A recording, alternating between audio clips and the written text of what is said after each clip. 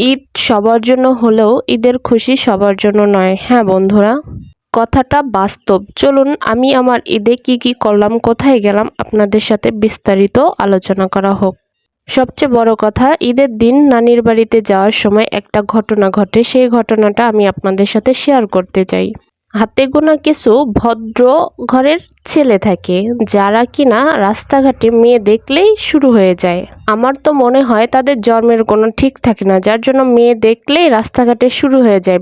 যদিও আমার নানির বাড়িতে যাওয়ার কোনো ইচ্ছা ছিল না, কিন্তু নানার হাজার ব্ল্যাকমেলের কারণে যেতে হয়েছে। তো যাওয়ার পথেই রাস্তাতে এই ঘটনাটা ঘটে।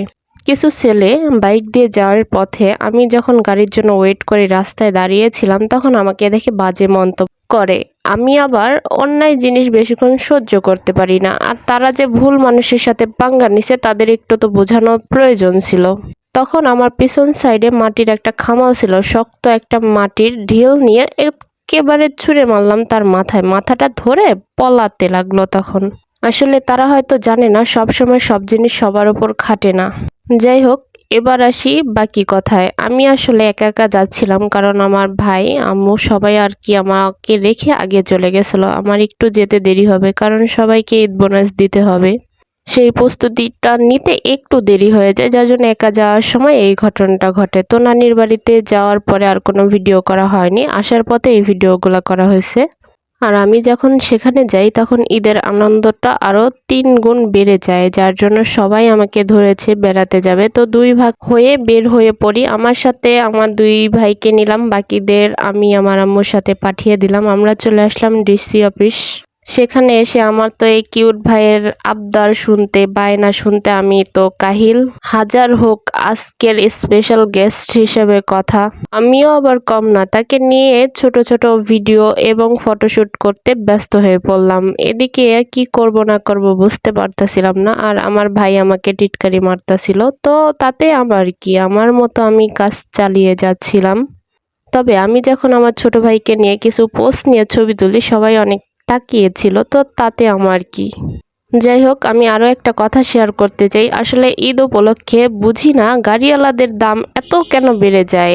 5 টাকার ভাড়া 50 টাকা চায়। এইদিকে আমার ছোট্ট বড়া ভাই, আমার যেই ভাই বান্দর ভাইয়ের আবদার পূরণ করার কথা তো বলতে ভুলেই গেছি। এগুলা মানুষে খায়, আমি তো খাই না। দুজন মিলে আমাকে নাকানি চুবানি খেয়ে মারলো। যাই হোক, অবশেষে দীঘাপতিয়া চলে আসলাম, কারণ আমার ছোট ভাই এখান থেকে ফুচকা খাবে, চটপটি খাবে, বায়না ধরেছে।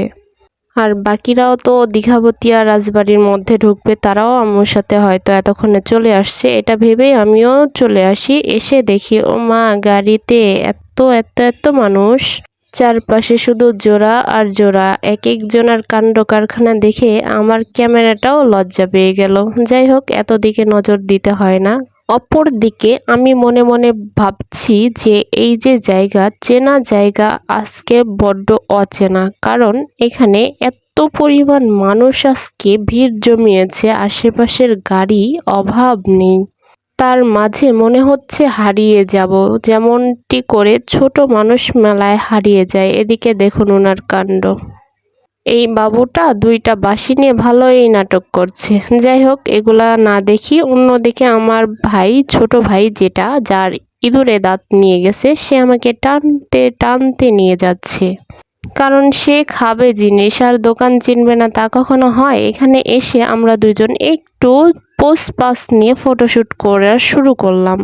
তারপর 2 ভাই বোন বসে ওয়েট করতেছিলাম যে আমাদের অর্ডারটা নিয়ে আসবে। ও মা, আধা ঘন্টা ভর বসে আছি, আমাদের কোনো খোঁজ খবর নাই। আসলে আমাদের মানুষই মনে করছে না। মনে মনে ভাবছিলাম আজকে আর হবে না। যাই হোক, অবশেষে পেয়ে গেলাম। তো আজকের ভিডিও এই পর্যন্ত। এটাই আমার ঈদের কাহিনী, বাকিগুলো না হয় না বললাম। সবাইকে ধন্যবাদ।